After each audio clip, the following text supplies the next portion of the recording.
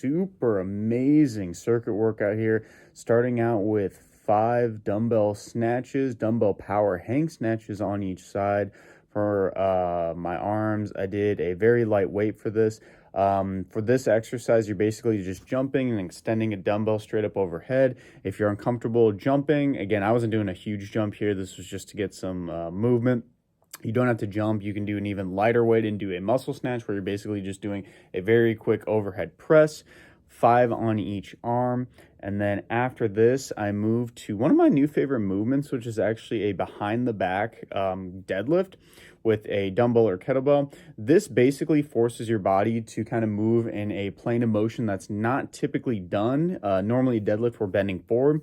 So this really works your obliques. It even works your core a little bit because I'm kind of bending backwards in this position as well.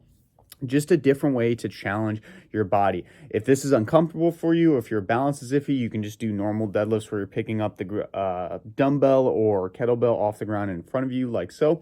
Picking it up, I believe I did 10 total on that. And then I did very high box step overs. This is a great one to challenge your mobility in your lower body, legs, hips, knees, and ankles, and I'm really trying to lower myself down slowly. I only do 6 total or 3 on each leg, trying my best. Again, I wasn't going super slow, but I wasn't going just bomb diving out of it, right? So you can do 3 to 4 to 5 total rounds of this. You can do different times where you're resting in between. I did this all straight through, but take as much time as you need.